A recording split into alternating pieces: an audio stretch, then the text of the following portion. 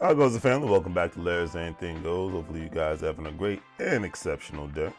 It's another beautiful day to be alive. That's how I look at it. Well, it is that time of the week where I love to highlight black-owned businesses, family. But today, I'm going to go into the historical aspects of black-owned businesses. And when I say the historical aspects of it, I mean highlighting old school juke joints that were owned by black women back in the day of segregation. The article stated that polite people would call them countryside establishments of entertainment. The rest of us in society, especially those who visited one, would call them spaces in the hidden backwoods of rural areas and some cities where working people meet for music, dancing, and food. Before I go forward, I have had the pleasure, because I have roots down in Southern Virginia and roots in North Carolina. I've had the pleasure of passing by a juke joint. Matter of fact, I even stopped by one, or as they, the various different names that they call them, countryside establishments. Because you still have these, I don't think don't have as many of them as you did back in the day, back in the 30s, 40s, and 50s, during the segregation era. But I still, in a lot of small towns in the South, you still have a plethora of these establishments where they're just regular restaurants during the day, slash convenience stores during the day, to a nice restaurant in the evening, or a nice, as you would call it, a small nightclub or whatnot. You saw that movie, what is it? Dolomite. I was actually watching that last night. It was like, I call it the comeback movie of Eddie Murphy. When he went on tour, when he became famous as Dolomite in regards to his comedy albums and the songs he made, he went on tour mostly throughout the rural South to the, as they call the Chitlin Circuit, So he would go to the juke joints, he would go to the little Chitlin Circuit comedy places, and he would perform. And, these establishments were the heart of entertainment and good food and positive energy for the most part in the foundation of Black America, Black community, during the era of segregation. And you still have some of those places to this day. And hey, to me, I can enjoy an establishment in the city, I can enjoy an establishment in the suburb, and I can definitely enjoy establishment in a rural area in the countryside. So it is what it is. Another version of it, if you ever saw that show called True Blood, that's exactly what the owner of the restaurant establishment that was in that town in Louisiana and whatnot. So those are some of the best restaurants you ever go to, because it's like a friend of mine says, it's nothing like going to an establishment where the people who are cooking the food are putting love in the food. Because I'm from the DMV area, and most restaurants we have are chain restaurants, and 90% of them suck, and they can still stay open because it just seems like it's a tradition in the DMV area. So, but I digress. Let me get back to the subject at hand. Just had to give my perspective on it and go from there. But anyways, the earliest types of juke joints can be traced back to the slave quarters, when enslaved Africans created some merriment and joy in such a way to avoid potential punishment. Its evolution remains similar for one very good reason. Many were unlicensed, they were unlicensed establishments selling white dog, lightning, or moonshine. And in my personal opinion, we need to get back to that same kind of mindset, minus not having a liquor license or whatnot. Follow the law. But anyways, to run an establishment like a juke joint. But having a place where people can not only sit back, unwind, have a good time, and just be yourself around your own people is a very, very beautiful thing.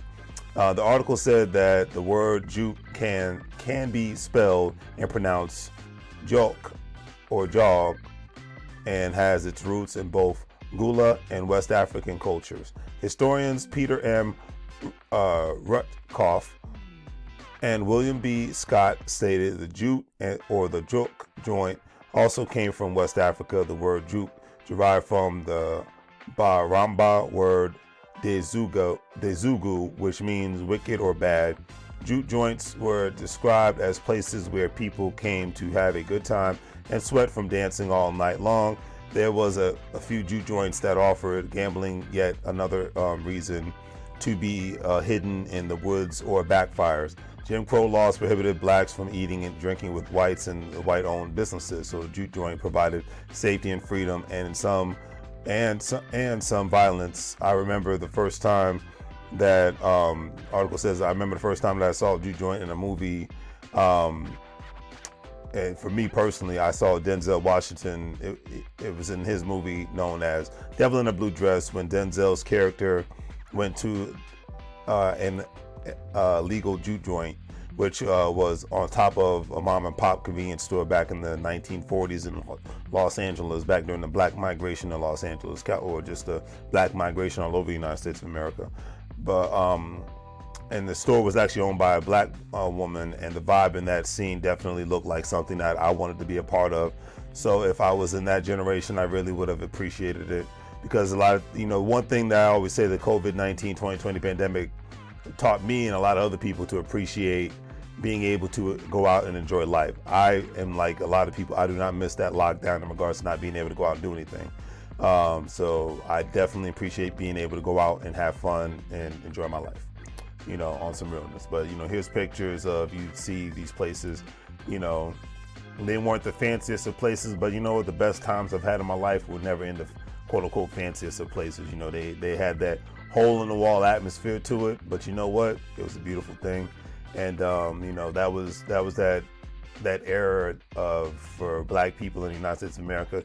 It wasn't the best of times, but it wasn't the worst of times. It was, I just look at it as it was a time where having that sense of culture and self and being able to work hard and play hard was a very, very beautiful thing, even though the threat of you losing your life or being raped was 10 times higher than it ever was back then compared to today. So, it's a very beautiful thing to remember these things. So I'll leave it at that. But anyways, the article also stated that juke joints were primarily owned by men. Some of the savviest black business women in the South owned juke joints in the American South as well. And that was the thing. It was because especially during that time frame, to be able to have your own quote unquote black owned business, you had to deal with racism, but you did not have to deal with it as much when you actually had to work at another establishment or whatnot that was not owned by black people. So if you ever saw that movie Rosewood, I mean, they have their own town together. They did everything together. They grew food together. They had their own church. They had their own shops. They had their own sense of self. And when you have that sense of self and community has to be more than just family and going to church and sing and praise the Lord. It has to be that sense of, hey, we own houses, we raise families, we have business ideas, we collaborate, we motivate, we educate, and we implement. That's the sense of community, in my personal opinion. But I'll leave it at that. Because one thing to remember that during segregation, black families operated like today's immigrant families who come from all over the world, utilizing family as a corporation, not just loving and taking care of one another, but opening up businesses and purchasing real estate with one another. Because like I said, you have a family, I always quote Chris Rock, you're supposed to take care of them, you're supposed to love them. This is very normal things that have been happening before there was electricity and running water. All right, so you're not supposed to get credit for things that are just come very natural. I'll leave it at that. But anyways, the article also stated that none of these were the mothers, grandmothers, and aunts of those people. Proof of their business savvy wasn't in their ability to sell liquor or the blues to patrons. It showed up in their use of food as a primary moneymaker, because some of the best food was made during that time frame. Heck, some of the best food is made in the beautiful South. And I can attest to that, going to Atlanta, going to Houston. I can just imagine getting a great place to eat, finding a great place to eat in the backwoods of a rural town. So that, it's going to be fresh food. So because, you're surrounded by farms. But the article says patrons needed food to soak up some of the moonshine and the muscadine wine they were embedding. On a Friday or Saturday night, working men and women would spend some of their hard-earned money on a meal and to be with good people. When you think about it, these were restaurants, sports bars, nightclubs, and concert halls all at the same time, which made for a great experience all around, family. The article ended on this note saying that because that's just what it is. But it ended on this note saying that the women who owned the juke joints, it was all about taking care of their families. Selling liquor could bring in a few extra dollars, but selling it with food could bring in even more. Women like Alabama widow Mary Martin operated a juke joint on their own property, selling liquor that she brewed and food she made, from fried fish to fried chicken to barbecue. Martin opened up her juke joint after her husband died to care for their 5 children. One of her daughters, Candy Shines, entertained, and it is now a member of the Alabama Blues Hall of Fame. Blues singer Sandra Hall received her start in music playing at her mother's juke joint, which was also a weekend fish fry. So these were folks that weren't just having a good time. These folks were about the business out of necessity. And just imagine the ones that did this not out of necessity, but just out of making more money and out of ownership. She cooked up a batch of fish and sell black label beer. If a plate was not in your budget, women owners sold dill pickles, pickled eggs, and pig's feet from huge jars behind makeshift bars. On the pit could be pig snout, trout, and other parts of the pig, and bovine to be slipped between 2 pieces of white bread and slathered in barbecue sauce. Running a successful juke joint was not easy for black women owners. They had to be marketing geniuses to bring back repeat customers and attract new ones. They kept the books that sometimes included payments to law enforcement to avoid being shut down, paid staff that wasn't payments to law enforcement to avoid being shut down, paid staff that wasn't family to act as bouncers, cooks, and bartenders, and they had to keep great talent performing, and they did all that while keeping their families intact. Like I said, this is the epitome of black businesses and black ownership and black ideas coming out in the rural South during a crazy time in the United States of America. And I think this is just something that should not be ever forgotten, because when you hear the words, it's too hard or I can't, you look at these people who had it 10 times harder than you ever could have it. All right? When you really just look back, and it was normal for them to deal with the Klan. People could kidnap them and get away with it. People could kill them, rape them, and get away with it. And there still was that mindset of, as Tupac would say, still I rise.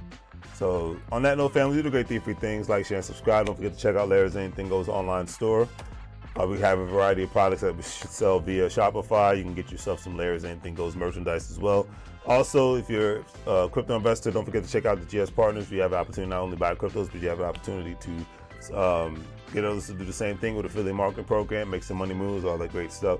And if you're a stock market investor, crypto investor, individual retirement account investor, don't forget to check out WEBULL-Acornscrypto.com's Coinbase. All those platforms, you'll be able to make some money. Specifically with WEBULL, you'll be able to make get up to 13 to 14 free stocks. So, and as I always say, you can't get fired if you own the company. These folks own something when they didn't bear. So a lot of times they didn't even have running water or working electricity. So in 2023, it's time for you to own something. So all I gotta say is, make money moves, or you're gonna live broke like a fool. Take care, family.